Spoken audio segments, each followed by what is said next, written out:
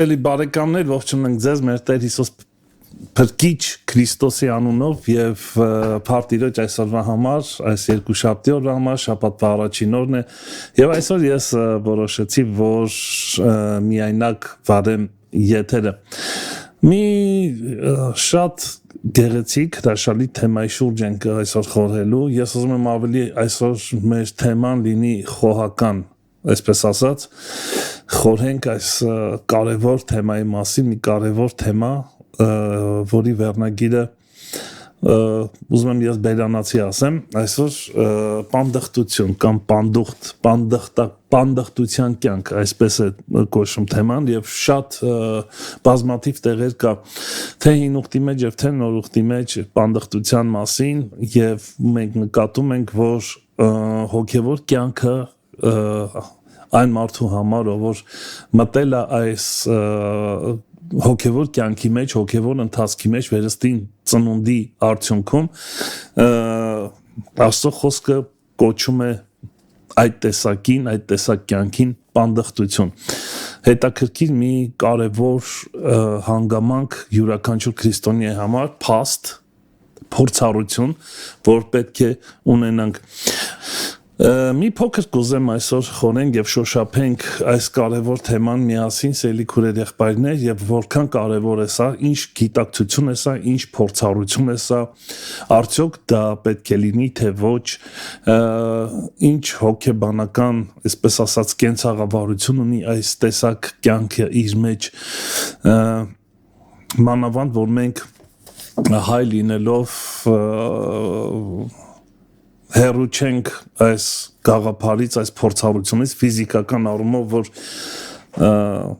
ունենք սփյուռք, ունենք գաղթականներ եւ մեր այսպես ասած հայոց պատմությունը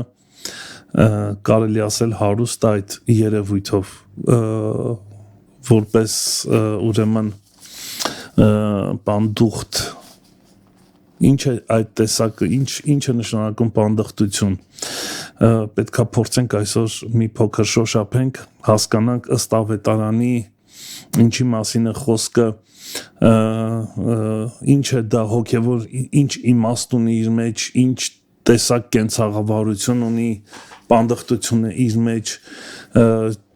ճանապարհ, որով պետքա անցնենք, մի ճանապարհ, որը մեզ պետքա A կետից մինչև B կետ հասցնի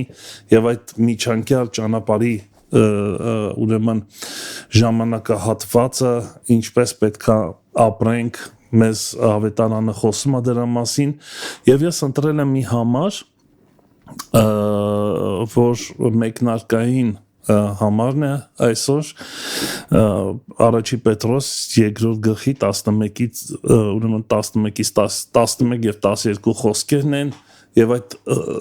տրամաբանությունը այդ հոգեվիճակի մասին է խոսում Պետրոս Առաքյալը պանդխտություն բառն է օգտագործում եկեք կարդանք եւ հետո սկսենք խորհել Սիրելիներ, աղաչում եմ ձեզ ինչպես պանդուխտներ եւ օտարականներ, հեռու կացեք մարմնավոր ցանկություններից, որ կռվում են հոգու դեմ, ձեր վարքը հեթանոսների մեջ բարի պահեցեք, որ ինչ բանով որ ձեզ չարագործների պես բամբասում են, ձեր բարի գործերը տեսնելով փառավորեն Աստծուն այցելության օրում փորձենք այսօր մի փոքր սերտենք այս երկու նախադասությունները եւ զուգահեռներ բերենք մեր կյանքի մեջ արդյոք մենք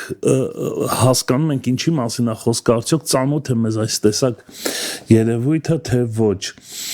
ես միանգամից ուզում եմ ասել որ պանդխտությունը դա շատ կարևոր ուրեմն հոգևոր իմաստով պանդխտությունը շատ կարևոր երևույթ է յուրաքանչյուր քրիստոնյայի համար եւ սա նաեւ իր մեջ ներառում է ցուցիչներ այսինքն եթե չկա պանդխտության գիտակցություն քրիստոնյայի վերստին ծնվածի կյանքում նա լուրջ խնդիր ունի ինչ է դա նախ ասեմ որ պանդխտությունը դա մի երևույթ է, ցանկալի չէ, անցանկալի երևույթ է, ֆիզիկապես ասած, մարդ, որը փոխելով իր միջավայրը, թողնելով ամեն ինչ, դուրս է գալիս եւ ինչ որ մի ուրիշ տեղ է գնում, որտեղ ուզում է կազմակերպել մի նոր կյանք այդ վայրում, երկիր փոխելով, իր բնակարանը թողնելով, որը շատ ծանոթ է մեզ համար, ընտրում է մի վայր, որտեղ շատ ավելի ըստ երևույթի բարենպաստ է պայմանները, ուզում է գնալ այնտեղ, որպեսզի շարունակի իր ուրեմն կյանքը ավելի բարենպաստ պայմաններում։ Սա աշխարհիկ, այսպես ասած, կարճ բովանդակություն է, երևույթն է, որ տեղի ունենում աշխարհում տարբեր երկրներ, տարբեր վերջապես քաղաքակրթություններ եւ երբեմն մարդիկ փոխում են իրենց ինչու՞ չէ նաեւ քաղաքակրթություն իրենց լեզվամտածել կերպը լինելով դառնալով պանդուխ, բայց այդ միջանկյալ տարածությունը որտեղ էլ որ նրանք հայտնվում են այդ ճանապարհին, նրանք գիտեն, որ այդ վայրը դեռ իրենց վայրը չի, որտեղ պետքա արմատ գցեն, որտեղ պետքա տուն կառուցեն, դեռ ճանապարհ կա գնալու, միջև հասնեն մի վայր, որտեղ արդեն լիարժեք իրենց կյանքը կկազմակերպեն։ Սա, այսպես ասած, սեղմ կարելի ասել իմաստով ներկայացրեցինք պանդխտություն ինչը նշանակում իր մեջ եւ փորձենք հոգեվոր սրա իմաստը գտնել։ Պետրոս Առաքյալը ասում է մի խոսքով, եթե այսպես փորձենք հասկանալ, Պետրոս Առաքյալը ասում է, լսի, երբ որ դու վերստին ծնունդ ունեցար, դու մի նոր կյանք, մի նոր աշխարհ բացվեց քեզ եւ մի նոր ճանապարհ բացվեց, որով դու պետք է անցկենաս եւ հասնես մի տեղ, որտեղ լրիվ ուրիշ, այսպես ասած, երկիրը լրիվ ուրիշ օրենքներով եւ դու պետքա սա լավ գիտակցես, որ դու պանդուխտ ես, դու դեռ պետքա տեղ հասնես եւ այդ ճանապարհին քո անելիքներդ պետքա հասկանաս, թե ինչպես վերաբերվես քո շրջապատի մեջ, որպես հեթանոսներ, ինչպես պետքա նրանց հետ շփում ստեղծես, հարաբերություններ ստեղծես, որպեսզի ոչ մի արգելք չլինի քեզ համար հասնելու տեղ։ Եվ դա մեզ համար շատ ծանոթ երևույթ է, սիրելի բարեկամներ, որովհետև օտար երկիր, օտար ժողովուրդ եւ դու պետքա կարողանաս այսպես մի ձևով ասած, իրենց այդ լեզու գտնես, քո որքան էլ այդ վայրերը, որտեղով դու անցնում ես, բայց դեռ չես հասել քո նպատակակետին, եկեք պայմանականորեն այսպես ասենք, նպատակակետ, մենք ունենք սկիզբ եւ այդ սկիզբը մեր մեջ գեներացնում է նպատակ, գերագույն նպատակ, որին դեռ պետք է հասնենք։ Գիտեք, ես դե մի հարց եմ ուզում բարձրացնել, որ շատ կարևոր է։ Այն քրիստոնյան, որը չունի իր մեջ գերագույն, չի դրվել իր մեջ խոսքը, Աստծո խոսքը իր մեջ չի ծնել կամ վերարտադրել գերագույն նպատակ, հասկացնելով վերստին ծնվածին, որ քո տեղը այստեղ չի, դու պետքա դուրս գաս այստեղից, ինչպես Աբրահամին Տերը դուրս հանեց, մեկ խոսք, բայց Աբրահամը ամբողջովին հնազանդվեց, մենք գիտենք այդ պատմությունը, եւ դա Աբրահամի պատմությունը չի միայն, դա մեր պատմությունն է, այն իմաստով, որ նույն կարծես թե process-ը մեր կյանքում է ստեղծվում, երբ որ մենք Աստված խոսում է մեզ հետ, մենք լսում ենք նրա ձայնը, նրա խոսքը թափանցում է մեր մեջ, տալիս է մի նոր ծնունդ, մի նոր գիտակցություն, մի նոր միտք, մի նոր խորհուրդ, որը մեզ դուրս է հանում այն վայրից, որտեղ մենք առաջուց ապրել ենք, դա մեր կյանքի, դա մեր կենսակերպն է եղել, եւ մի նոր, այսպես ասած, կյանքի սկիզբ է դնում մեր մեջ եւ ձգտում հայտնություն, որ դա մեր տեղը չի, նկատում եք ընդամենը մեկ բան, Տերը ասեց, Աբրահամ, թող քո տունը, քո երկիրդ եւ դուրս արի, այդ մեկ խոսքը ինչպես Աբրահամը հասկացավ, ինչպես ընկալեց, ինչպես սիրով համաձայնված Աստծո խոսքի հետ թողնելով ամեն ինչ դուրս եկավ։ Եվ դա է նաև դա իր մեջ նաև ներառում է հավատք, որովհետև խոսք ասում է Աբրահամը հավատքով ուրեմն արեց այդ գործը։ Գաղատացիս 3:6-ի մեջ հենց խոսում Աբրահամի մասին, ինչպես որ Աբրահամը հավատաց Աստծուն եւ այն նրա համար արդարություն համարվեց։ Ուրեմն երբ որ ես ասում եմ ես հավատում եմ Աստծուն, նշանակում է նրա հրամանները ինձ համար շատ կարևոր են։ Երբ որ ես ասում եմ ես հավատում եմ Աստծուն, ուրեմն նշանակում է որ ես վստահում եմ նրան եւ նա ուր որ ինձ դուրս հանի իմ ապահովությունից, իմ կոմֆորտից,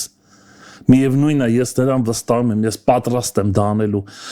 Ես սիրում եմ այն երկիրը, որտեղ Տերը պիտի տանի ինձ, չեմ տեսել, չեմ լսել, այսինքն չեմ տեսել, բայց լսել եմ։ Ես ուզում եմ դա ինձ համար հարազատ է։ Եվ գիտեք, այն օրվանից, երբ որ Տերը ասես պիտի դուրս գաս, ես վստահ եմ այս արտահայտությունը ուզում անել։ Երբ որ Աբրահամին ասես դուրս պիտի գաս քո հոր տնից, քո երկրից, քո երկրի մշակույթից եւ դուրս հանելը հենց նաեւ դա է լեզվամտածողության փոփոխությունն, գենետիկ փոփոխությունն տեղի ունենում, այսինքն հենց այդ պահին, երբ որ Աբրահամը լսեց Տիրոջ խոսքը, իր մեջ գենետիկ փոփոխություն առաջացավ։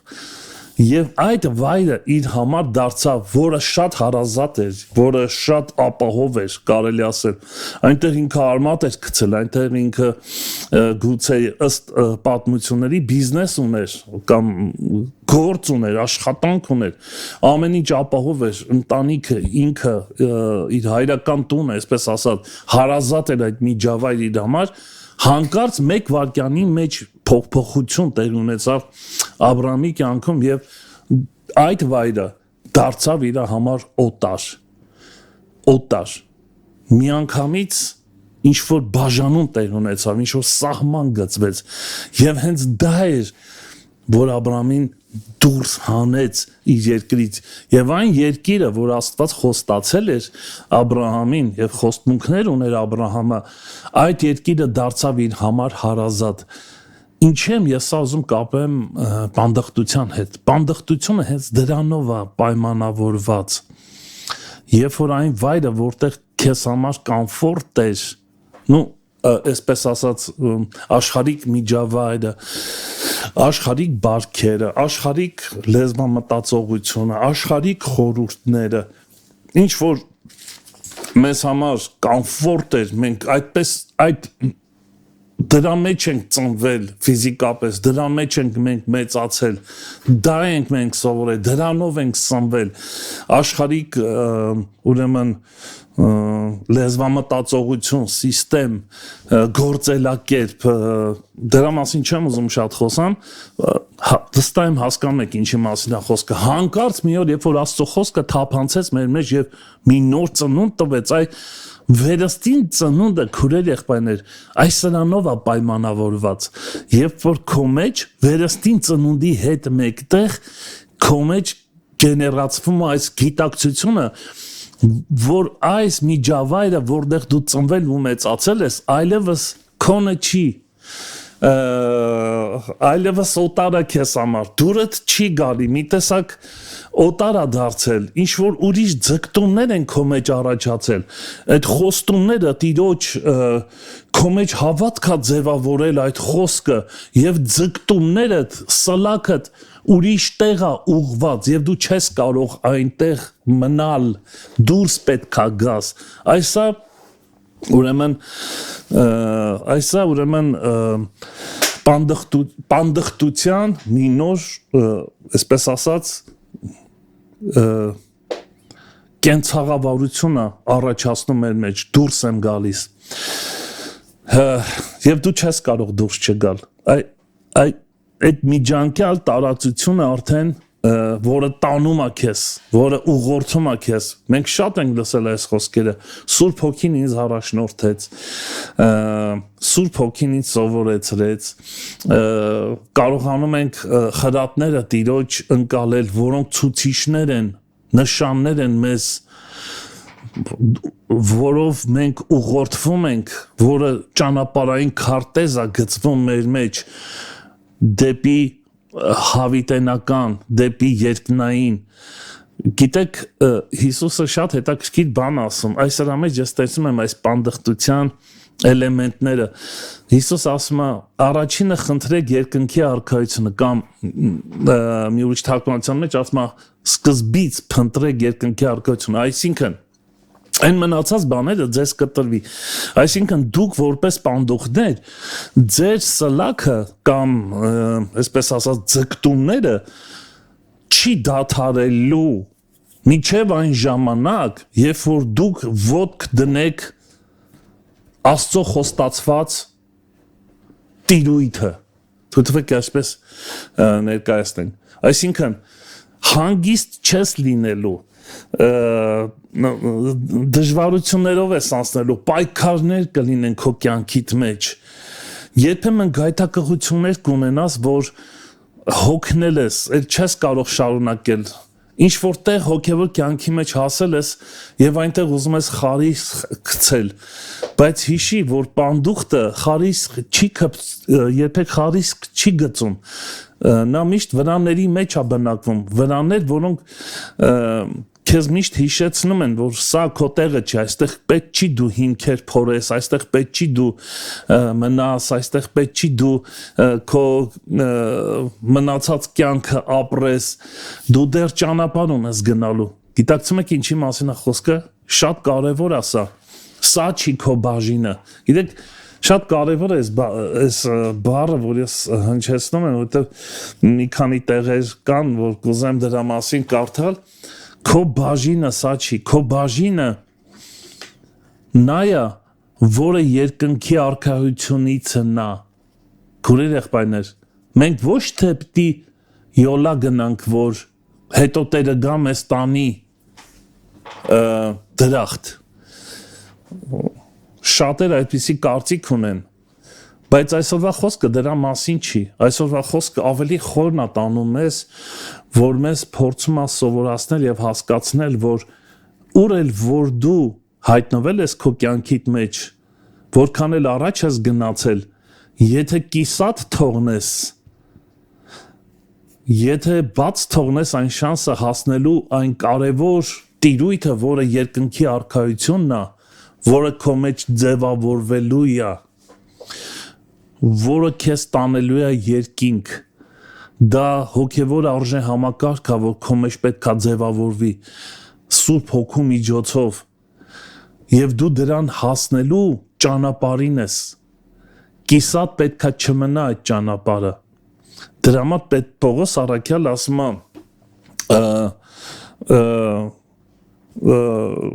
ուրեմն ուզում եմ նորից կարդամ այդ տողերը, որովհետև շատ կարևոր է։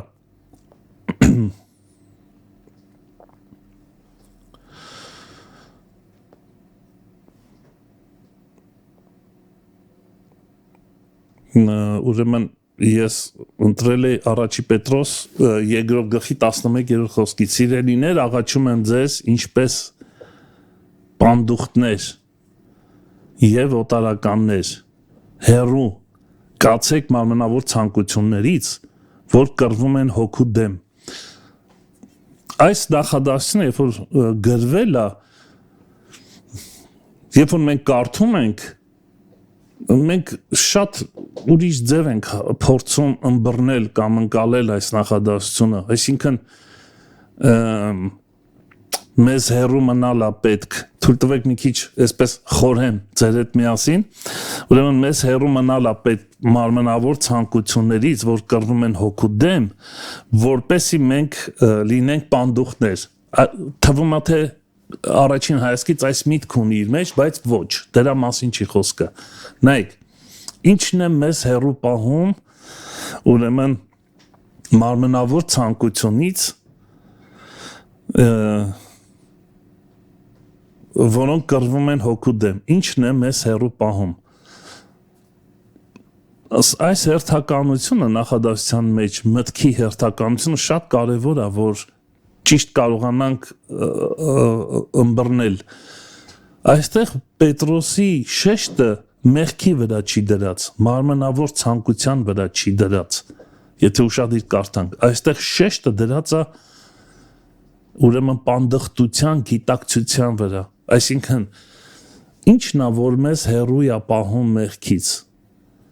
Այ հենց այս կարևոր կետը, այս գիտակցությունն է, որ ես պանդուխտ եմ։ Առաջինը, որ պանդուխտ եմ եւ օտարը ինձ համար այս տիրույթը, որտեղ ես կամ։ Մենք չենք կարա փախչել այդ տիրույթից, մենք պետք է անցնենք այդ տիրույթի մեջով, բայց դա վախենալու չի, դա գիտես իր մեջ վտանգ չի ներառում միայն այն փաստի համար, այն փաստի պատճառով, որ մեր մեջ պանդխտության գիտակցություն կա, կամ օտար լինելու այս երևույթը կա, դու հասկանում ես, որ քո մեջ այնպիսի մի բնույթ է ստեղծվել, որ որքան էլ ճահիճի մեջ հայտնված լինես, որքան էլ ստիպված լինես դրանով անցնել, դու միևնույնն է լուծվող չես այդ տիրույթի մեջ ոչ մի խավար, ոչ մի մեղավոր բանի մեջ։ Չգիտեմ, կարողանում ենք ընկալել թե ոչ, բայց սա շատ կարևոր է։ Դու լուծվող չես, քո բնույթը, քո տեսակը, քո գենետիկ փոփոխությունը թույլ չի տալի քեզ, որ դու լուծվես այդ աշխարհի ուրեմն մարմնավոր ցանկությունների մեջ։ Ինչի, որովհետև դու վերստին ծնված ես, բայց դու պետք է անցնես այդ ճանապարհով։ Քո առջև դրված այդ ճանապարհային քարտեզը դու չես կարող շրջանցել, որպեսզի հասնես կարևոր կետին, որն է Աստծո արքայությունը, թագավորությունը։ Եկեք այսպես պայմանավորվենք այս նախադասությունը, այս պայմանական որպես նախադասություն կամ երկնքի արքայությունը, ոնց ուզում ես հասկացի, որ գալու է քո կյանքում մի օր, որ դու հայտնվելու ես, դու հասնելու ես այդ վերջնական կետին, դու խարիսխ ես գցելու դրա մեջ, դա է քո տունը, դա է քո բնակավայրը, այդ միջավայրն է քո համար հարազատ, քուրս եղբայրս, երբ որ բաժին բառն ենք ասում, տեսեք, ուզում եմ մի քիչ զուգահեռներ բերեմ, որովհետև շատ կարևոր է։ Եկեք այսպես մի հատ մտածենք, որն է իմ բաժինը։ Իրեք մարդիկ այսօր աշխարհը հենց այդ դրանով է զբաղված, տերությունները, թագավորությունները, վերջապես մեծ թագավորություններ, փոքր երկրներ, մեզ համար շատ ծանոթ երևույթ է դա, մեր բաժինը, մարդիկ բաժին կորզելու համար ինչերի են պատրաստ հասնելու, անելու, կարելի է շատ երկար մտածել սրա մասին, եւ աշխարհը եւ տերությունները, սահմանները փորձում են իրենց բաժինը պահել, իրենց բաժինը պահելու համար մեծ ճակատամարտեր, պատերազմներ կարող են անել, իրենց իրավունքի տերը լինելու համար դատեր կարող են բացել, վերջապես լիքը այսպիսի երևույթներ։ Ես ուզում եմ հարց տամ, շատ կարևոր հարց, եթե ես քրիստոնյա եմ, ապա ո՞րն է իմ բաժինը։ Չէ, քուրեր եղբայրներ, սա շատ լուրջ է, ո՞րն է իմ բաժինը, ինչով եմ ես զբաղված, ինչ եմ անում, որովհետև այսպիսի երևույթներ կան հոգևոր կյանքի մեջ մարդկանց տեսակ, որ Աստված պաշտության կերպարանք ունեն, բայց դեռ չեն եկել այն կարևոր գիտակցության, որ իրենց բաժինը այս երկրից չի, չեն եկել այս գիտակցության, որ նրանք պանդուխտ են, նրանք ուրիշ բանով են զբաղված, նրանց բաժինը ուրիշ է։ Ես ուզում եմ մի համար կարդամ, մեզ համար շատ ծանոթ մի համար, Լուկաս ավետարանից 10-րդ գլխի ուրեմն 41-42 խոսքերն են, եթե հիշենք Մարթան եւ Մարիամը, երբ որ Հիսուսին հրավիրեցին իրենց տունը, Մարթան ծառայություն էր անում, ցույց էր տալիս, շարժվում էր, ուրախ էր շատ, ամեն բան անում էր,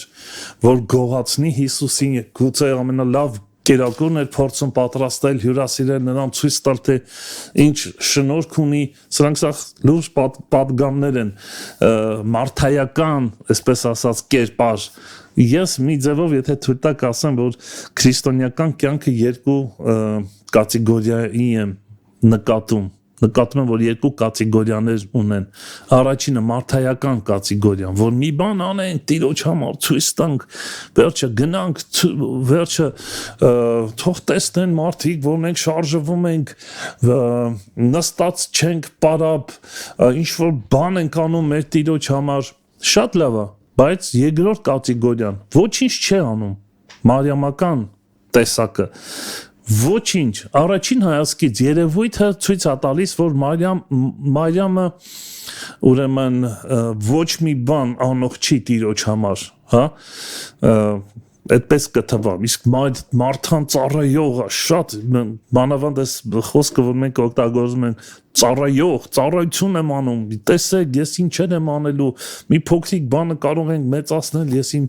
ինչ ցույց տալ, մարդիկ էլ ծափահարեն մեզ եւ վերջապես։ Իսկ Մարիամ, դու ում ես պետք, դու շատ ոնց թույլ ես, դու շատ տկար ես, դու ոչ մի բան չես կարողանում անել, դու մենակ նստել ես ու լսում ես, ուրիշ ինչ կարաս անես, բայց արի ու տես, որ Հիսուսի պատասխանը շատ հետաքրքիր էր։ Սրա մասին շատ երկար կարելի է մտածել։ Եվ Հիսուսը պատասխանեց եւ նրան ասեց. «Մարթա, Մարթա, դու հոգս ես քաշում եւ շատ բաներով զբաղված ես»։ Թույլ տվեք այս մտքի վրա մի փոքր կենտրոնանանք, զբաղված ես բառի վրա։ Դուք նկատում եք, դու զբաղված ես։ Հոգևոր կյանքը Ես այստեղ մի հետաքրքիր մեսիջ եմ ստանում, պատգամ ինձ համար։ Հոգևոր կյանքը զբաղվածություն չի։ Աստված չի ուզում, որ մենք զբաղվենք։ Հոգևոր կյանքը կենտրոնացումը։ Սրանք տարբեր բաներ են։ Մենք կարող է շատ զբաղվենք։ Եվ Սողոմոնը այս խոսք ունի շատ գեղեցիկ է, Աստված մեղավորին զբաղմունք տվեց։ Իսկ հարց եմ տալի, կարող է շատերիս համար հոգևոր կյանքը զբաղմունք է, ոչ պանդխտություն, ոչ կենտրոնացում, ոչ խորացում, ոչ ճանաչողություն, այլ ուղղակի զբաղմունք։ Շատ լավ է, ինչ է եղել, որ Փառք Աստծուն, Աբրահամ եղբայր, ես լրիվ ինչ որ պետքա, որ ես անեմ, որ երևա, որ ես հոգևոր կյանք եմ ապրում, ես դա անում եմ։ Բայց կարող է դա զբաղմունք է։ Կարող է դա մարթայական տեսակը քրիստոնյա գուցե որ նա ամեն ինչ անում, որ Աստված կամ կարող ենք այստեղ անել, ասել Հիսուսի դուրը գար, գովար, Մարթան, որտեվ հանդիմանեց Հիսուսին, մի քիչ առաջ որ կարդում ենք, ասում քո հոգդ չէ, որ ես մենակ եմ աշխատում, ինչի՞ չես Մարիամին ասում, տեսեք Հիսուսին հանդիմանում է, այդ զբաղմունք ունեցող մարդը, որը զբաղված է կրոնական կյանքով, այդ տեսակները միշտ մունատ են գալի, այդ տեսակները միշտ են չզբաղվածներին, չեն շարժվում, մի բան չեն անում, մի անգամից դիրքը հանդիմանական, հա, ես անում եմ, եղբայր դու չես անում, տարբերությունը մեր տեսնում ես, դու չես տենում, որ ես այսքան բան եմ անում, մի քիչ գով է ինձ էլի, ինչ կլինի, այն մեկն էլ չի անում, այն նրան էլ ասա թող գա օգնի ինձ, կա այսպիսի բաներ, քուրեր, կա, շատ կա, մինչև հիմա էլ կա եւ կարծում եմ մինչև հետո էլ կլինի։ Սա Հիսուսը Մարթային իր ուզածի պես պատասխան չտվեց եւ Փառք Աստծո որ չտվեց։ Եվ տեսեք ինչ պատասխան է տալի Հիսուսը. Մարթա, դու հոգս ես քաշում եւ շատ բաներով ես զբաղված։ Ված չի, գիտես զբաղված լինել, գոնե կարող մի ձևով զսպաշապիկի պես է դառնում այս զբաղվածություն, գոնե չարություն անելու փոխարեն գնում ենք եկեղեցի, էդ էլ է լավ, գոնե այդ ձև լինի, գոնե վնաս չտանք, իմ մասին խոսամ էլի, գոնե վնաս չտամ հարևանիս, գնամ եկեղեցի խելոք նստեմ, թեկուզ որ դա զբաղմունք է, կամ էլ ինչ-որ մի բան անեմ Տիրոջ համար։ Հիսուսը չդատապարտեց Մարթային դրա համար։ Զբաղված եղողներին Հիսուսը չի դատապարտի, բայց նրանք զրկվել են այդ բաժինից։ Տեսեք ինչ ասում Հիսուսը։ Ղուկաս 10:42։ Բայց մի հատ բան է քեզ պետք, այ եթե դու այս մեկ բանը ունենայիր, շատ հրաշալի կներ, ամեն ինչ տեղը տեղին կլիներ։ Բայց մեկ բան է պետք, Մարիամը բարի բաժինը ընտրեց, որ ոչ ոք չի կարող նրանից վեր առնել։ Այ պանդխտության մասին, երբ որ խոսում ենք քուրեր եղբայրներ, այս բաժնի մասին է խոսում, բարի բաժինը։ Ինչ ենք, որն է մեր բաժինը, եկեք նորից սա շեշտենք, շատ կարևոր է, որն է մեր բաժինը։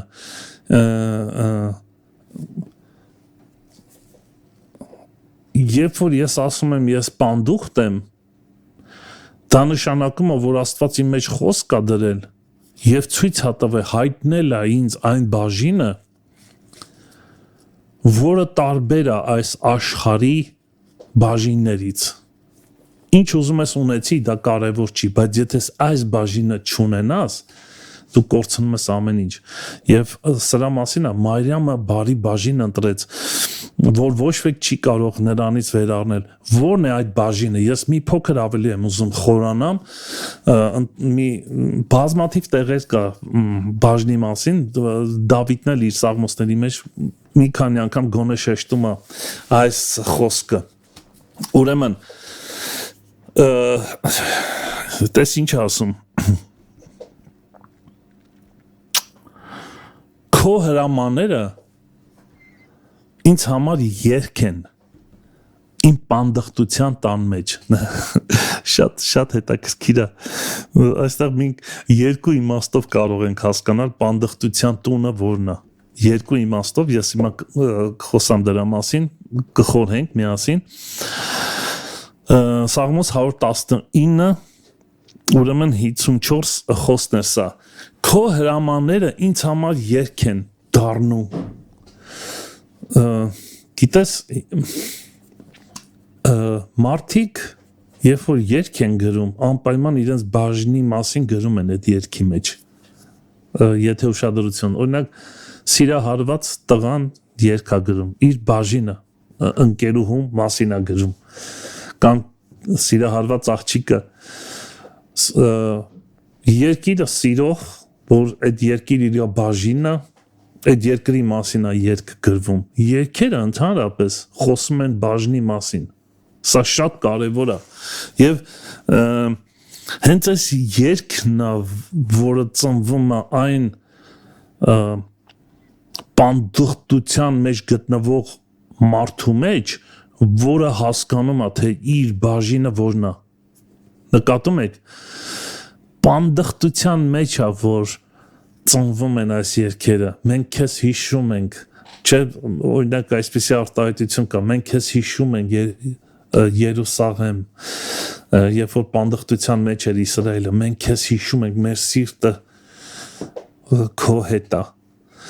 դու մեր հարազատն ես, մենք պետք է հասնենք քեզ։ Հայրն էլ օտար երկրների մեջ ես նկատել եմ, որ շատ ուրեմն առիթ եմ ունեցել լինելու տարբեր երկրներ, շփվելով հայերի հետ, ես նկատել եմ, որ իրանք թեկուզ շատ բարեկեցիկ կյանքով են ապրում, ամեն ինչ լավ է, կոմֆորտ է, բայց իրանց մեջ երգ կա, իրանց հայրենիքի մասին, քուրեր եղբայրներ, ես աշխարհիկ իմաստով եմ հիմա օրինակ բերում այն երգը որը ծնվում է բանդախտության մեջ շատ զորավոր է այդ երգի մեջ կարոտ կա, այդ երգի մեջ սեր կա, այդ երգի մեջ ձգտումներ, փափագներ կան, այդ երգի առջև ոչինչ չի կարող կանգնել, երբ որ այդ բանդախտության մեջ երգ կա, այն նրա մասին, որին դու տենչում ես եւ քո սիրտը կապված է նրա հետ, այդ երգի առաջ ոչ մի բան չի կարող կանգնի, ոչ մի հարստություն, ոչ մի ունեցվածք, ոչ մի բան քեզ համար գայթակղություն չի դառնում, ինչի, որովհետեւ երգ կա քո մեջ։ Դուք ընկալում եք ինչ ուր ենք հասել։ Մենք հասել ենք այն կետին, որտեղ բանդախտության մեջ ծնվում է պաշտամունք, երկրպագություն, փառաբանություն, դու հենց այնպես չես երգում դա, անկեղծ ասած հենց այնպես երգողներ շատ կան, երբ որ հարցում ես դու ինչ ես երգում հոգևոր երգ, ինքն էլ չի իմանում,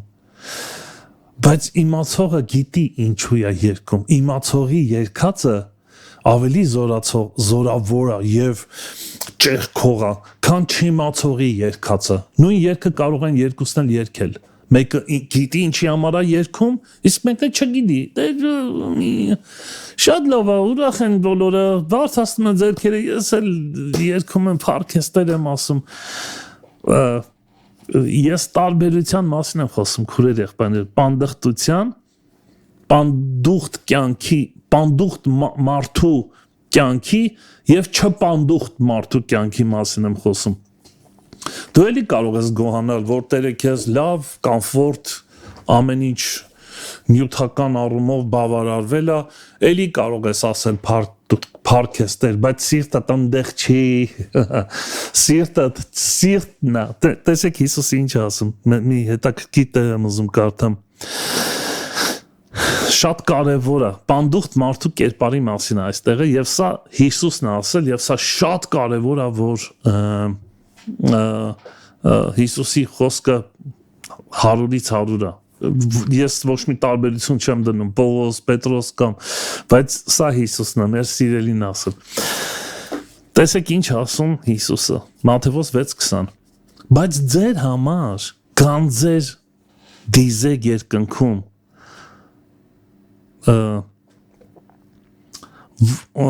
ուր որ ցեց եւ ուր որ ուրեմն նորից կարդամ կներեք բայց ձեզ համար գանձեր դիզեցեք երկնքումը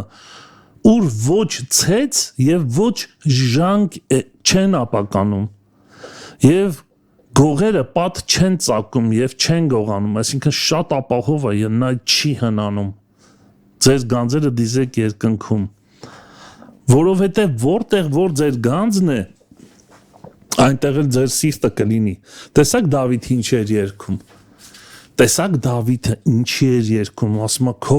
հրամանները ինձ համար երգ են իմ պանդխտության տան մեջ ինչի որտեղ սիրտը այնտեղ էր որտեղ իր գանձն էր այնտեղ քուրեր եղբայրներ մենք խոստմունք ունենք Տիրոջից Աստծո հրամանները խոստմունքներ ունեն իր մեջ Երբ որ մենք ասում ենք Աստծո հրաման, դա նույն իմաստ ունի, ինչ որ մենք ասում ենք Աստծո օրենքներ, դա նույն իմաստ ունի, ինչ որ ասում ենք Աստծո խոստումներ, դա նույն իմաստ ունի, ինչ որ ասում ենք Աստծո ընդհանրական խոսքը, այսինքն դա քո մեջ առաջացնում է մի հատ հետաքրքիր բան, քուրեր եղբայրներ, մի հարազատ երևույթ չգիտեմ, մի վայր, որտեղ դու ձգտում ես, նա քաշում է քեզ մագնիսի պես եւ դու գնում ես դեպի նրան։ Դու աչ ու ձախ չես նայում, դու չես նայում ուրեմն որտեղ է բարենպաստ պայմաններ դու այնտեղ ուրեմն քո, այսպես ասած, ապահովությունը ստեղծում ես։ Ոչ, քո ապահովությունը այնտեղ է եւ դու դեռ պետք է հասնես այնտեղ։ Այս նրա մասին է խոսքը։ Գիտեք Երբ որ Աբրահամը պանդխտության մեջ էր, Ղովտը իր եղբոր տղան էր, մի պահ եկավ, որ իրենց ծառաները սկսեցին իրար հետ կռվել, Աբրահամի եւ Ղովտի ծառաները վիճաբանում էին մի ջրորի համար։ Եվ այդտեղ Աբրահամը հասկացավ, որ իրենց ճանապարհները պետքա ուրեմն շեղվի Աբրահամ իր ճանապարհով եւ Ղովտի։ Հետաքրքիր բան կա այստեղ եւ սա կուզեմ անպայման շեշտել։ Մենք խոսում ենք պանդխտության մասին։ Նրանք պանդուխտ էին, այո, երկուսն են պանդուխտ էին, այո։ Աբրահամն է նախաձեռնողը Ղովտին, որ իր հետ վերցրեց, այո, բայց նայեք, Աբրահամը ավակն էր, միանշանակ Ղովտը, այսպես ասած, իր եղբոր որդին էր, այսինքն նկատում ենք, որ այստեղ որոշումները պետք է կայացներ Աբրահամը, բայց հետաքրքիր մի բան, ասեց Ղովտ ջան, հիմա մեր ճանապարհները պետք է ուրեմն շեղվեն։ Դու որոշի ուր ես ուզում գնաս, ես հակառակ կողմը կգնամ։ Նկատում եք, նայեք, ինչ հետաքրքիր, երկուսն էլ պանդուխտ էին, բայց Ղովտի եւ Աբրահամի հոգևոր տարբերության մասին եմ ուզում խոսամ։ Աբրահամը իրավունք ուներ առաջինը ինքը որոշեր, թե ուր պիտի գնա։ Այո, ուներ։ Աբրահամը իրավունք ուներ Ղովտին հրամայելու,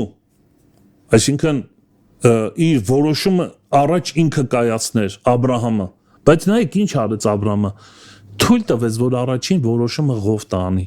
Սա գիտեք ինչի մասին է խոսում, սա խոսում է 100%-անոց Աստծուն վստահելու մասին։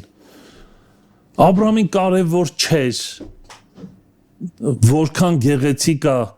ուրեմն այն վայրը, որտեղ Ղովտը ընտրել էր Սոդոմ Գոմորը, դրախտային վայր էր, այդպես է գրված է, ասում է Ղովտը նայեց, տեսա, որ շատ հիասքանչ վայր է, Ղովտը որոշեց, որ այնտեղ գնա, իսկ Աբրահամը շարունակեց իր պանդխտության ճանապարհը։ Ղովտը պանդխտության ճանապարհի կեսին արմատներ գցեց, նա իր կոմֆորտը ընտրեց, որտեղ մենք հասկացանք, որ հետագայում հասկանում ենք, որ բնաջինջ արեց Աստված, բայց փառք Աստծո, որ Աբրահամի աղոթքով Ղովտը ազատագրվեց, քուրեր եղբայրներ, սա լուրջ մեզ համար օրինակ է։ Ղովտը իր համար կոմֆորտ տեղ ընտրեց, այդպես է գրված։ Իսկ Աբրահամը շարունակեց միջև որ Աստված իրան հասցրեց իր խոստացված երկիրը։ Այս սրա մասին է խոսքը, քուրեր եղբայրներ, վստահել Աստծուն, դա նշանակում է, որքան էլ դու իմաստուն ես, որքան էլ որ դու ավելի հասուն ես, բայց դու որոշել ես, որովհետև քո սիրտ Աստծո խոստմունքների հետ կապված է, դու որոշում ես միջև վերջ վստահել Աստծուն, եւ սա Աստծո խոսքն է քո մեջ անում, միջև հասցնի քեզ իր խոստացված տիրույթը։ Եվ Դավիթը հենց սրա մասին է խոսում. ես երգ եմ երգում քո հրամաններով, որովհետև պանդխտության մեջ եմ, եւ այդ երգերի կարիքը ես ունեմ, որովհետև դրանք ինձ օգնում են թույլ պարզունակ ձևով, որ չգայթակղվեմ, չշեղվեմ իմ ճանապարհից, այդ երգերը ինձ ուղղորդում են դեպի այն վայրը, որտեղ դու ես ուզում։ Եվ շարունակությունը ինչ ասում, 55-րդ խոսքը, Տեր գիշերը հիշում եմ քո անունը, հիշում եմ շատ կարևոր է, ինչ ես հիշում դու։ Սա մասին ես խոսացել եմ, բայց թույլ տվեք այսօր մի փոքր էլ առաջ գնանք։ Ինչ ես հիշում դու։ Սա խոսում է նրա մասին, թե արդյոք դու պանդուխտ ես թե ոչ։ Սա խոսում է դրա մասին։ Քո հիշողությունը ինչի հետ է կապված, եւ այստեղ Դավիթը իզուր չի գրում այս խոսքերը, նա գիտի, այս հերթականությունը շատ կարևոր է։ Ես պանդուխտ եմ, բայց իմ պանդխտության մեջ իմ հիշողությունը աշխատում է։ Ես չեմ մոռացել, թե ուր եմ գնում ես չեմ մոռացել ում եմ հավատում, ես չեմ մոռացել խոստումները Տեր, դժվար է ինձ համար, խնդիրներ կան, առաջարկներ, հիշի ես խոսքը, ես չգիտեմ քեզ ինչեր են առաջարկել, բայց եթե գիշերը քո հիշողության մեջ չի նրա անունը, Եթե ցերեկը առավոտ քո հիշողության մեջ չի նրա անունը, եթե ցերեկը քո հիշողության մեջ չի նրա անունը, եթե աշխատանքիդ վայրում հիշողությանդ մեջ չի, ես ինձ էլ է վերաբերվում, լուրջ խնդիր ունեմ, ես ղովտի պես ինչ-որ միտեղ թաքնվել եմ, շեղվել եմ, ինչ-որ մի վայրում արմատ եմ գցել, ես չեմ հասել, սիրտս այնտեղ չի։ Դրա համար Հիսուս ասում է, որտեղ որ ձեր գանձերն են, այնտեղ էլ ձեր սրտերն են։ Որտեղ ես գանձդ դիզել, որտեղ ես պատկերացնում քո հարստությունը եւ կոմֆորտդ, դու դա ես էլ քո հետ միասին։ Շարունակությունը այսպես եղավ ինձ համար։ Ոնց եղավ Դավիթ, այսպես, այս դժվարություններով, այս ձորերով, այս լեռներով, այս արահետներով, անջուր տեղերում, չգիտեմ, մահվան շուքի ձորով 23 Սաղմոսի մեջ, սա եղավ, ինձ որ քո հրամաններդ պահեմ, նորից չենք սխալվի, եթե ասենք, որ քո հրամաններդ հիշեմ, չենք սխալվի, սա եղավ ինձ, այս ճանապարհը դու պատրաստեցիր ինձ համար, այս պանդխտության ճանապարհը ես ունեմ, որ միշտ քեզ հիշեմ, ինչ բարի, ինչ պոզիտիվ մտածելակերպ է, ինչ պոզիտիվ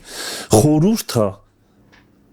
մտածելակերպ է սա երկնային արքայության մտածելակ, սա եղավ ինձ, ինչ ա եղել քո հետ,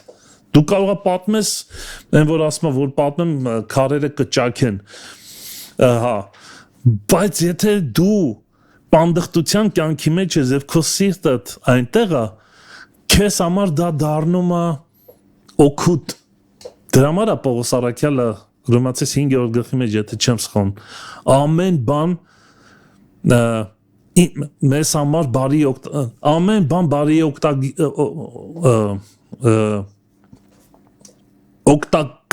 ոնց ասեմ, ամեն բան բարի գործակից է լինում նրանց համար, ովքեր սիրում են Տիրոջը, ամեն բան, այստեղ նույն իմաստ, այսպես եղավ ինձ,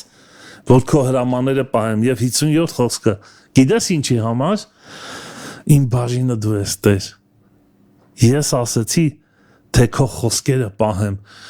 այս սա է պանդուխտ մարդու կյանքի տեսակը, գիտես, մենք չենք խոսում հարստության կամ աղքատության հետ մասին,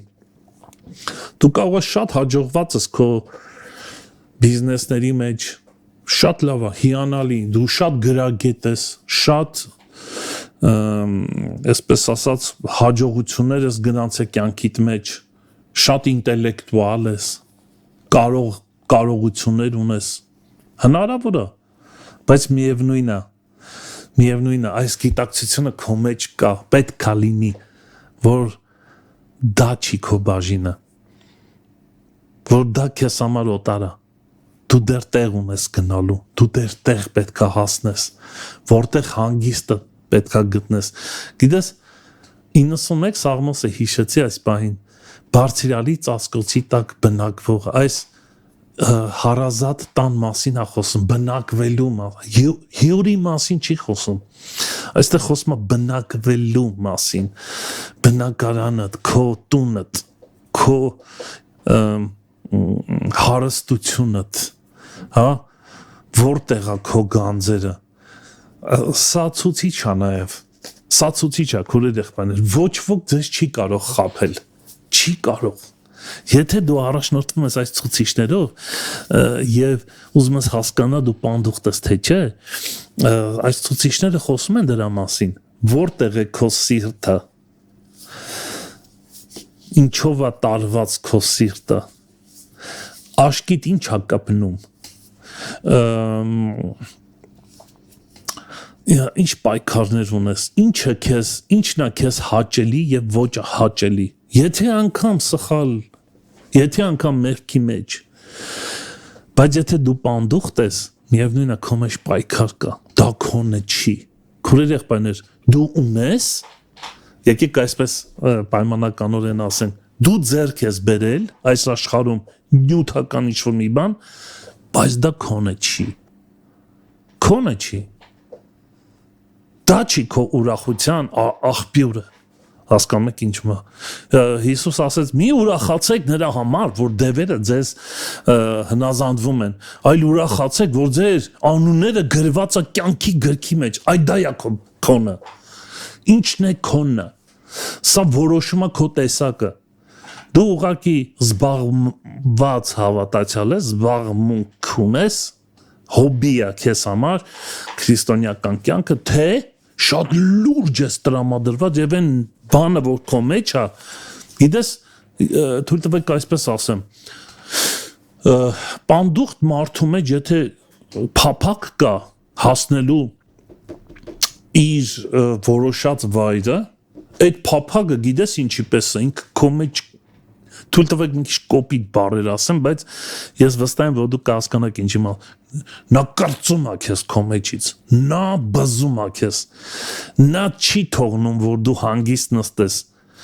նա քեզ տեղիցդ հանում է, նա կարոտ է բարձրացնում, նա երկ է դնում քո մեջ, նա ստիպում է քեզ, որ դու գնաս, շարունակես, եւ Իսրայելը, երբ որ դուրս էր եկել Եգիպտոսից, շատերի սիրտը Եգիպտոսն էր, նրանք հիշում էին այնտեղի, ուրեմն, ես չեմ հասկանում ինչն էին հիշում, բայց շատ էին գովում, սոխը, սխտոր, չգիտեմ, էլ ինչ, ուտելիքներ, բաներ, կաթսաներ, իրանց հիշողության մեջ դեռ բաներ, երբեմն կարոտում էին այդ եգիպտական այդ մշակույթը, ինչ-որ բան ասում է քեզ, հա? Բայց նրանք ովքեր Աստծո մարդիկ էին, գնացին 12 ցեղերից ամեն ցեղից մի հոգի ուղարկեցին այնտեղ լրտեսելու, երբ որ եկան հետ ընդամենը երկուսն էին, որ կանգնան Տիրոջ համար, նրանք տեսան այդ վայրը ու գիտես ինչ մտածեցին, սա իսկական մերն է, սա է մերը, երկուսը ընդամենը այս խոսքը ասեցին, սա մերն է, սա մենք պետքա վերցնենք։ Իսկ այն 10-ը թուլացել էին, վախեցել էին, հսկաներ են, մենք չենք կարա հաղթենք դրանց եւ մարդկանց սիրտը նվաղացնում էին, վարակում էին։ Այսօր այդպիսի վարակից քարոզներից փախեք, այն քարոզը, որը քո սիրտը չի ամրացնում եւ չի կանգնեցնում եւ այն նպատակակետի մասին չի խոսում քո հետ այդ քարոզը ու քեզ չի ջեներացնում քո մեջ այն խոսքը, որ քեզ զորացնի հավատքով, ոչինչ ընկել ես, ոչինչ խնդիր ունես, ոչինչ որ գայթել ես, բայց եթե քո ներսը կա այդ պայքարը, որ վեր կենաս եւ շարունակես քո ճանապարհը, որովհետեւ դեռ տեղ պետք է հասնես, ուրեմն դու ճիշտ հոգեվիճակի մեջ ես, դու ճիշտ ես մտածում, սա է Տեր ուզում քո մեջ տեսնի, որպես պանդուխտ։ Պանդուխտները խեղճեր չեն, պանդուխտները թույլ ու տկարներ չեն, նրանք շատ զորավոր են, նրանց առաջ ոչ մի բան չի կարա կանգնի, նրանց ոչինչ չի կարա համոզի, ոչինչ չի կարա գայթի, այդ դրա համար եմ ասում, շեշտը Պողոս Առաքյալը այստեղ կներեք, որ կրկնում եմ, բայց շատ ինձ համար կարևոր է, որ ուրեմն Պետրոս Առաքյալը շեշտը չի դնում մարմնավոր ցանկությունների վրա, շեշտը դնում է պանդխտության կյանքի վրա, ես պնդում եմ սա, ես համոզված եմ սրանով, եթե չկա պանդխտության գիտակցությունը, ամենահեշտ բանն է մեղքի մեջ ընկնել եւ շատ ցանկալի է։ Քուրեր եղբայրներ, ուզում եմ նորից կրկնեմ, շատ կարևոր բան եմ կրկնում։ Եթե չկա մեր մեջ պանդխտության գիտակցությունը, այն խոսքը մեզ չի դրթում դեպի նպատակին գնալու, որն է Աստծո արքայությունը, այնքան հեշտ է մեղքի մեջ ընկնելը, այնքան ջղաձգված չենք ուզի մեղքի մեջ ընկնենք, բայց պիտի ընկնենք, որովհետև սիրում ենք դա, մեզ գրավել է ինքը, գեղեցիկ, այսպես կառուցել է մեր շուրջը, որ մենք տեսնենք, հիանանք, ունդեղ արմատ գցենք, չկա մեր մեջ ուժ առաջ քայլելու, որովհետև խոսքին ուշադրություն չենք դարձնում, իսկ Պողոս Առաքյալը ասում է, լսի դու պանդուխտ ես, ոչինչ որ ընկել ես, օտար է, քուրեր եղբայրներ, օտարը հարազատից պետք է տարբերենք վերջապես, չէ, հարց եմ տալի, ինչն է մեր համար օտար, ինչն է մեր համար հարազատ, մենք պետք է տարբերենք, չէ, արդեն ժամանակն է, չէ, որ տարբերենք, այո, ժամանակն է, այն որ սիրտը չի ուզում հետ տալը տա գալիս, այդ գարշահոտությունից, ուրիշի համար, որ շատ քաղցր բան է, մեր համար դառնա, ուրիշի համար դառնա, մեր համար շատ քաղցր է, տեսակ տարբերությունը, աշխարհի համար դառնա, մեր համար քաղցր է, մեր համար քաղցրը աշխարհի համար է դառը, տեսնում եք այդ տարբերությունը ինչքան մեծ է, եւ սա պանդխտության նշանները, սիմպտոմները, որ մեր մեջ առաջանում է, սա էր այսօրվա մեր ուրեմն թեման, շատ շնորհակալ եմ նրանցից, ովքեր կիսվեցին այս եթերը, շնորհակալ եմ նրանցից, ովքեր դիտեցին, բայց թեկուզ որ չկիսվեցին, ոչինչ, Տերը օրհնի ձեզ շատ, սիրում ենք ձեզ, աղոթենք, եկեք պանդուխտ մարդու մի հատ աղոթք անենք հիմա, պանդխտության գիտակցությունից, համաձայն եք, Տեր մենք շնորհակալ ենք քեզանից, որ դու կաս, շնորհակալ ենք, որ դու նպատակ ես դրել մեր մեջ եւ դնում ես դեր, դու գիտես քո սուրբերին տեղ հասցնելու ճանապարհները, միջոցները, Տեր, երբեմն միջոցներ ես ձեռնարկում, թեկուզ արդյունքաբեր, թեկուզ որ մեզ դուր չի գալի, բայց դու անում ես դա, որովհետև քո որդիներին դու ճանապարհի կեսին չես թողնելու, Տեր, այն գործը, այն ճանապարհը, այն քարտեզը, որ դրել ես մեր առջև, մեր մեջ, որը մեզ տանում է, կիսատ չի մնալու, Տեր, չգիտեմ ոնց կտանես, ինչ ճանապարհներով, բայց ուզում ենք հիմա քեզ խնդրենք, թեկուզ որ այս աղոթքը շատ վտանգավոր է, բարի իմաստով, բայց ասենք այս խոսքերը, տար մեզ Տեր, ինչպես որ կուզես, տար մեզ քո ճանապարհներով, սովորացրում ես քո ճանապարհները, մի թող հանգիստ նստենք, Տեր, քո խոսքը թող գա մեր մեջ ու մեզ վեր հանի մեր տեղից, Տեր, որովհետև դու մեր բաժինն ես, մեր հարստությունը երկինքն է,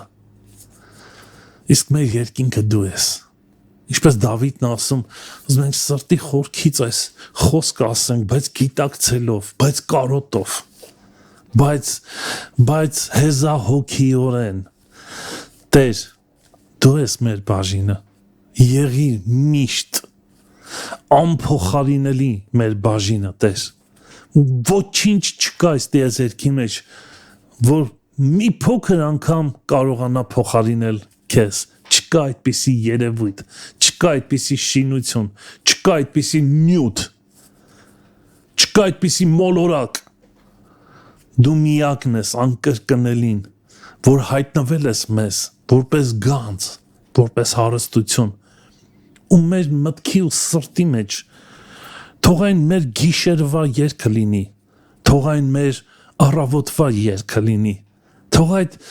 թող դու մեր ցերեկվա երգը լինես,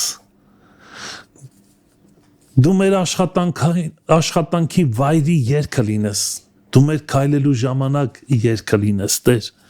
մի հատ երգ, բայց հավիտենական, Տեր, սովորեցրում ես, Տեր, սիրում ենք այս պանդխտության ճանապարհը սիրով անցնել, որովհետև այդ սերն է, որ մեզ տանում է, հասցնելու է տեղ, մի օր հանդիպել է տալու մեզ քո հետ, բաց աչքերով տեսնելու ենք եւ լսենք քո հրաշալի խոսքը, ապրես բարի եւ հավատարիմ ծառա, մտիր իմ հանգստության մեջ, շնորհակալ ենք, Տեր, աղոթում եմ բոլոր քույր եղբայրներիս համար, որ օրհնես, լցնես, զորացնես, հաղթական դարձնես նրանց, Տեր, եւ քո զավակները իրար համար աղոթելով, օրհնելով իրար, քաջալերելով եւ մխիթարելով,